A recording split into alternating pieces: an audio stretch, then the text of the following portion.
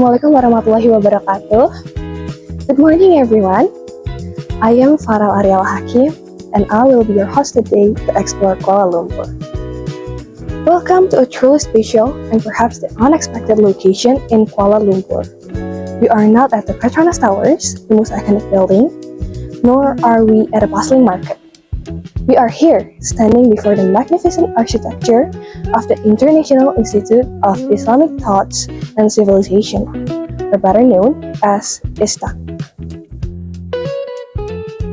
Specifically, this grand building houses the Syed Muhammad Naquib al-Attas library. For those who are interested in profound knowledge, exquisite craftsmanship, and also spiritual architecture, this is the hidden gem of Bukit Tungku.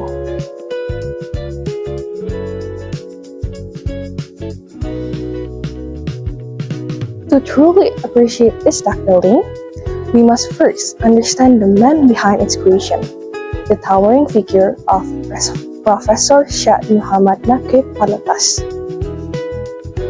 So he is one of the most significant contemporary Muslim thinkers.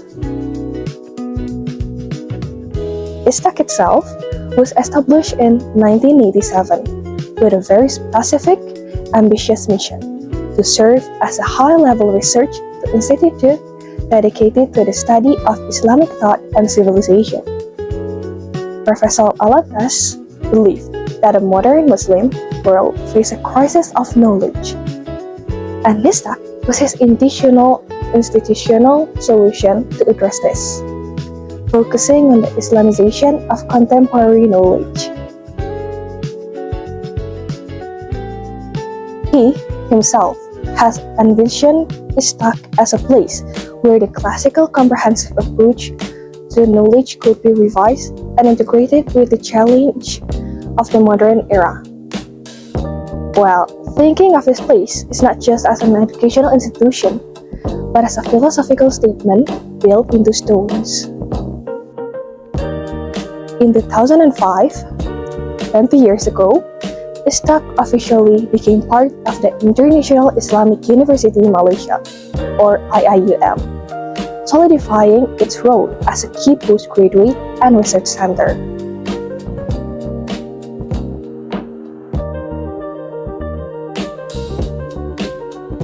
So now, let's turn our attention to the physical structure itself, which Professor al-Attas described as a book in brick and mortar.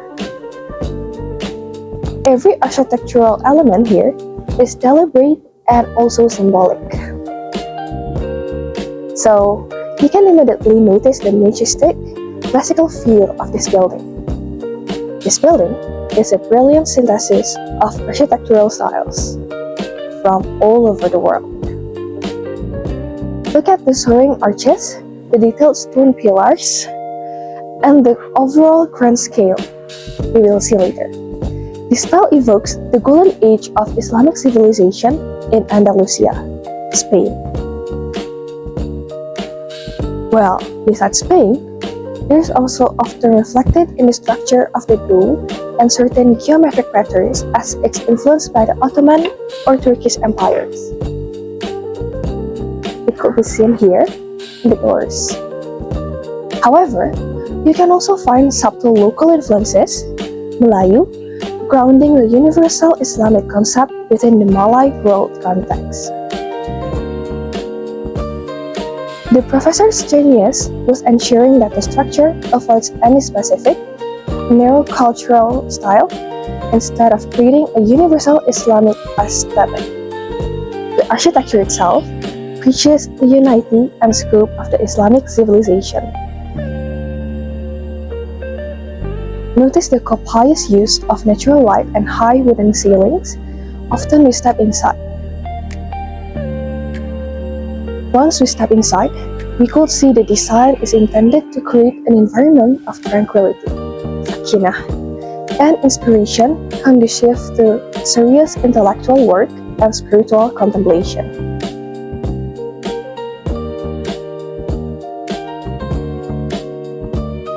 The heart of ISTAC is this library, named after the founder.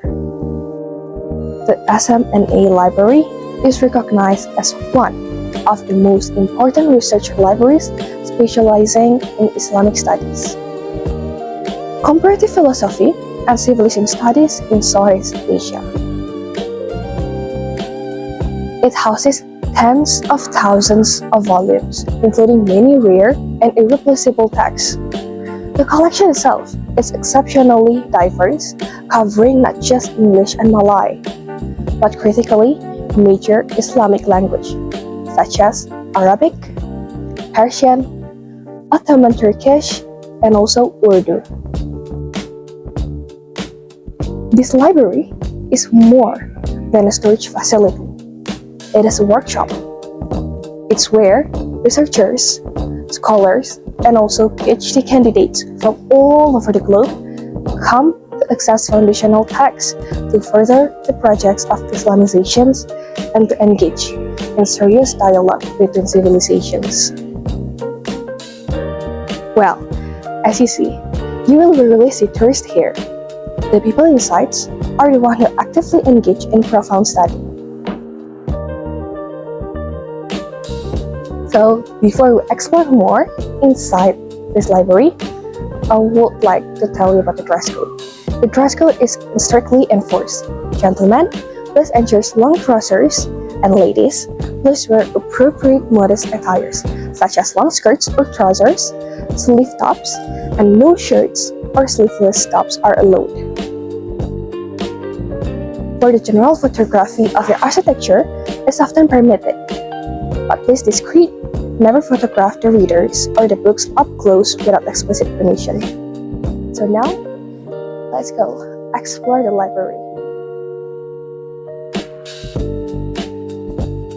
Just look at this magnificent structure. The architecture immediately takes your breath away, looking less like a modern Malaysian building and more like a majestic castle from Spain or Turkey. Stepping inside, the atmosphere changed instantly. The high ceiling and the calming stone textures of the foyer give you a moment of pause. As I walk down these elegant stairs, I feel a tangible shift, moving away from the city's noise and into a peaceful world dedicated entirely to thought and study. Walking through the main hall, pay attention to the architectural elements above. The intricate geometric plasterwork, known as muqarnas, is stunning. This space feels incredibly open and light, yet deeply grounded. Every corner here is designed not to distract, but to draw the mind into a state of focus and aesthetic appreciation. Now, we are going to move to the coolness of the stone interior back into the open air. This garden courtyard, with its strong Moorish or Andalusian influence, is a deliberate design choice. It acts as an intellectual oasis, a calming break between intense study sessions. The arch frames and the garden beautifully reminding the scholars of the harmony found in the natural world, which is a key concept in Islamic philosophy. This fountain area, with its distinct geometric patterns and central water feature, truly evokes the feeling of a Spanish riad. It's a perfect visual symbol of Sakinah. And now, let's embark on the final approach to the most important destination on this campus, the Syed Muhammad Naquib al-Attas Library. Notice how the building stands slightly distinct from the main hall. It feels elevated and sacred, reinforcing its purpose as the ultimate treasury of knowledge.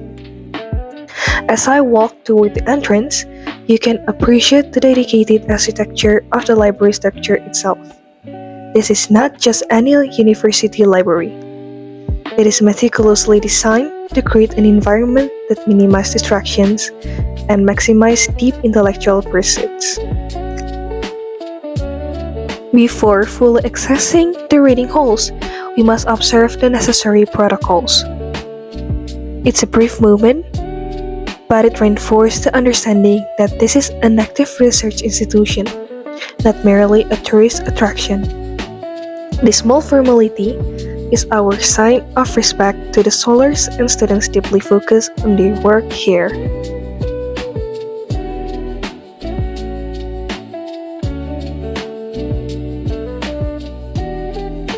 The anticipation builds as we climb these broad wooden stairs. You can literally feel the history in the air. This final ascent symbolizes the journey every scholar takes towards enlightenment. Are you ready to see the main hall? This view alone is worth the trip. But please take a note to keep quiet. Wow! Just look at this space. The view is absolutely stunning.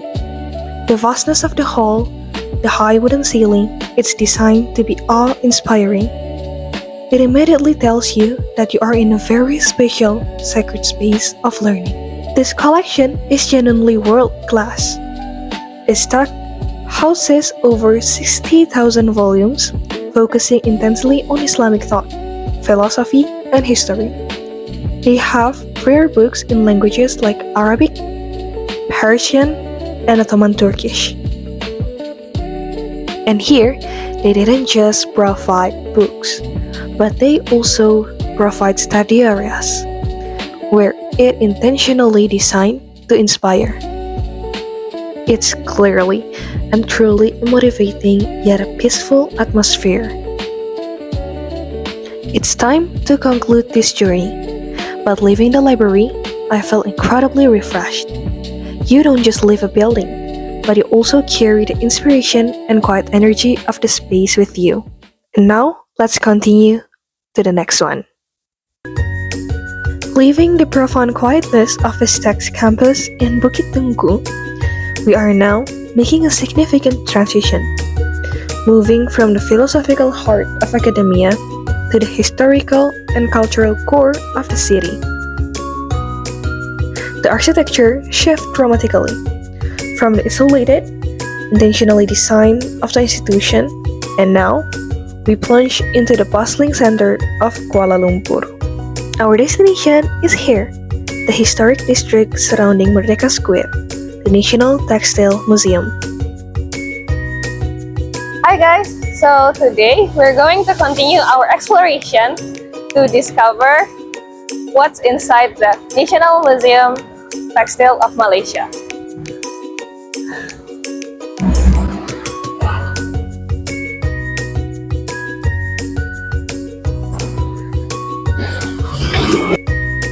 Right opposite Merdeka Square, this stunning building, painted in its signature pink and white, is the National Textile Museum. Its majestic Indo-Saracenic architecture, featuring beautiful domes and arched corridors. Good morning, ladies and gentlemen. We are standing here in the most historically significant area of Kuala Lumpur, right across the River of Life and also from Merdeka Square and adjacent to the famous Sultan Abdul Samad building. So notice the elegant onion-shaped domes and the characteristic corner turrets. This architecture immediately transports you back to the colonial era, making the building itself as a historical artifact. So this building, completed in 1905, and this building wasn't always a museum. It originally served as the headquarters for the Federated Malay States Railways, or known as FMSR. It was repurposed and officially opened as the National Textile Museum on January 9, 2010, dedicated to preserving the rich fabric heritage of the nation. So, why do we explore the National Textile Museum? Okay, because in Malaysia, textiles are far more than just clothing. They are storytelling mediums, reflecting social status, spirituality, ceremonial rites, and most crucially, the multicultural identity of the country. The museum itself aims to preserve and showcase the astonishing diversity of fabrics from various ethnic groups: Malay, Chinese, Indian, orang asli, Iban, Baba Nyonya, and others. As we step inside, we will see how a single piece of cloth can map out a nation's history, how specific motifs identify regions or tribes, and how complex weaving techniques have been passed down through countless generations. So this museum highlights the soul of Malaysia woven into thread. So now, let's together discover what's inside the National Museum of Textile in Malaysia. Getting in is easy and very affordable. The entrance fee is only 5 ringgit Malaysia per person, a real bargain for the cultural immersion you get. The museum is very accessible, welcoming visitors every day, and generally running from 9 in the morning until 5 in the evening.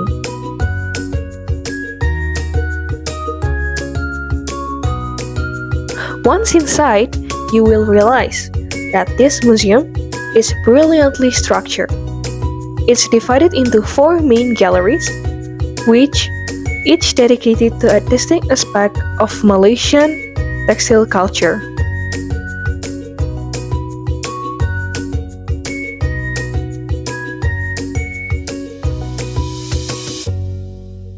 So now we are going to the Pelangi Gallery or the Rainbow Gallery part.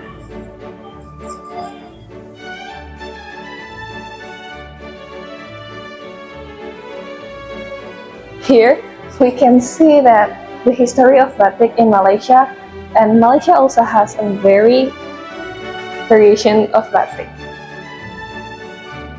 So let's start with Malaysia's most recognizable textile, batik.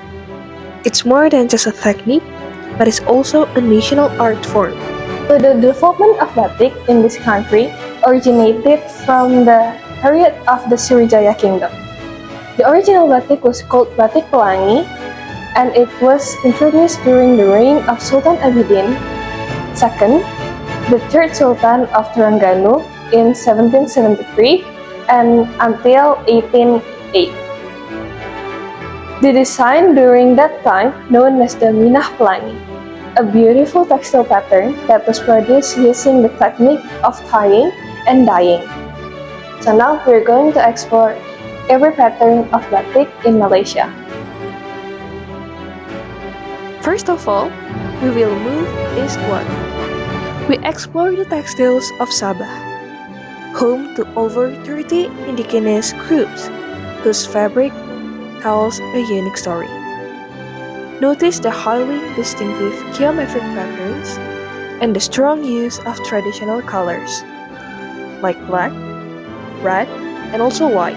The traditional attire of groups like the Kadasan Dusun, for example, often features elaborate gold thread work or intricate beadwork, symbolizing status and also heritage, especially during ceremonial rituals. And now, we will move to Sarawak, the incredible mosaic of cultures. The star here is undoubtedly the Iban Pua Kumbu. This isn't just a blanket, but it's a sacred ceremonial cloth woven using the challenging ikat technique, where the threads are tie-dyed before they are woven. The patterns are often complex and contain spiritual meaning. And now, we shift our focus to see the impact of history and trade. Beside these indigenous fabrics, you will notice highly valued textiles imported from India. These magnificent clothes, such as fine printed chins or richly patterned patola silks, were essential trade items that heavily influenced local patterns. Moving to Baba Nyonya or Peranakan Chinese textiles. Their textiles are famous for the incredibly fine sulam embroidery, which often featuring bright motifs of flowers and birds. So right now, we are in the Gallery Budi. So let's discover what's in Gallery Budi. In this gallery, we explore the foundational art of batik, which is not a single technique but a collection of methods. The most traditional is batik canting, where molten wax is delicately applied using a small copper pan, allowing for the finest details and complexity. Next, we have batik block, a faster method where a carved wooden or metal block is dipped in wax and stamped repeatedly onto the fabric. Then, there is batik conteng or freehand, which allows for broader, more spontaneous designs. And finally, we also have batik cetakan, or screen printing, an industrial method vital for mass production, making batik widely accessible while still retaining that distinctive Malaysian flair.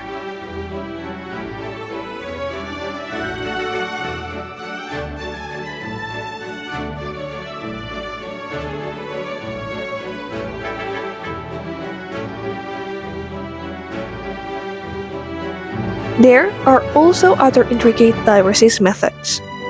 There is batik tritik, which involves sewing and gathering the fabric tightly before dyeing. When the stitching are removed, the resisted areas reveal delicate lines. Similarly, we also see the ikat celup technique, or tie-dye. Involves binding sections of the fabric to create striking, abstract patterns when dipped into the dye bath. A true demonstration of luxury and fine craftsmanship is the sutra, or silk embroidery. This meticulous handwork often features gold and silver threads, transforming simple silk into regal and shimmering fabrics. And now, the three iconic textiles of diverse origins. First, the stunning kasut manik, tiny beaded shoes from the Baba Nyonya community, where minute glass beads are stitched onto canvas with incredible detail. There is also kelingkan, a rare shimmering gold embroidery technique used for ceremonial attire. And finally, the extraordinary Pua Kumbu from the Iban of Sarawak. This ceremonial ikat cloth is created by painstakingly tie-dyeing the yarn before weaving, with complex, meaningful patterns that carry deep spiritual and ancestral narratives.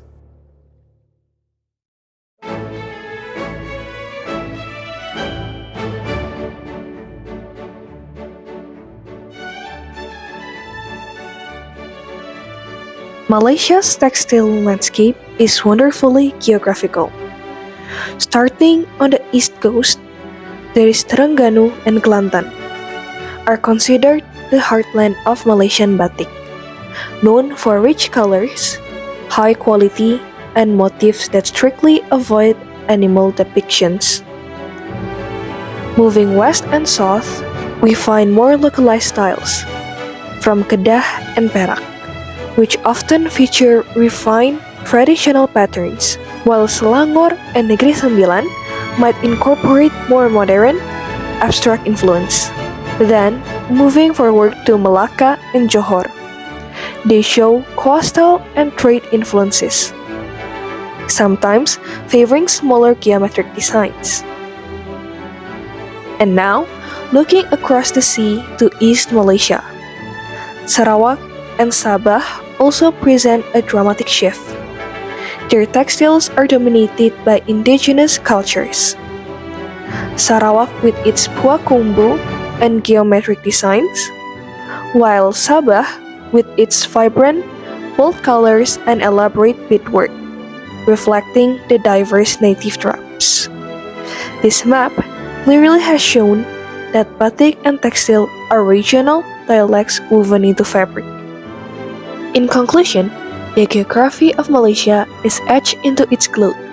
The textiles are living maps, from the rich, naturalistic motif of the East Coast batik, influenced by the sea and the jungle, to the structural complex and spiritually symbolic ikat weaving of Borneo. The museum effectively illustrates how climate, trade, culture, and religions have shaped every single stitch and pattern across the entire Malaysian peninsula and islands. After we explored the National Textile Museum in Malaysia, we could conclude that there are the evolutions of textile in Malaysia. So the earliest textiles of this region were most likely made from leaves, tree bark, and the plating of materials gathered from the surrounding environment, as evident from artifacts in the Neolithic era from 2000 to 1500 before century. The invention of the long gave rise of weaving, while the Dongsan culture of Vietnam, which came in 300 before century, influenced the designs and also textile motifs in Southeast Asia. As Malacca was the crossroads of maritime trade in the 15th century, records reveal that textile were, along with the fabric spices of the East, one of the most important and valuable commodities to be traded. As part of this lucrative textile trade, there come from China, the Middle East, India, and also Europe. Not only raw materials that were new to the region, but also woven clothes and many varieties.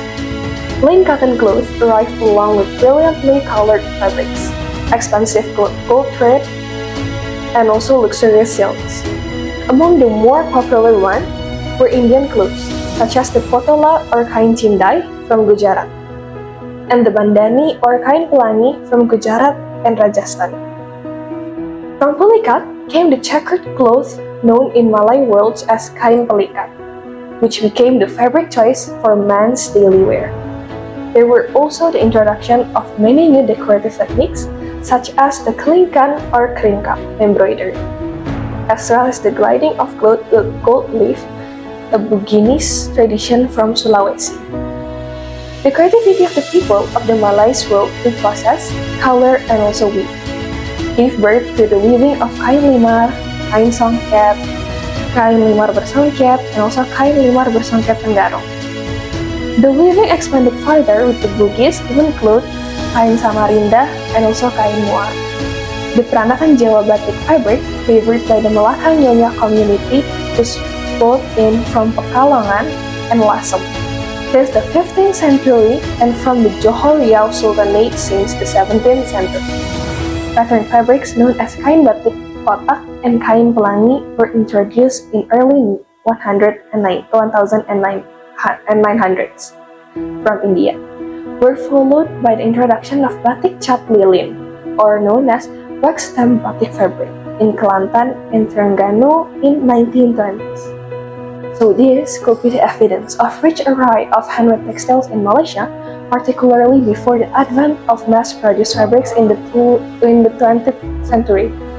Reflects not only the diversity of cultures to be found here, but also a result of complex interactions with many different cultures from numerous regions and countries over time.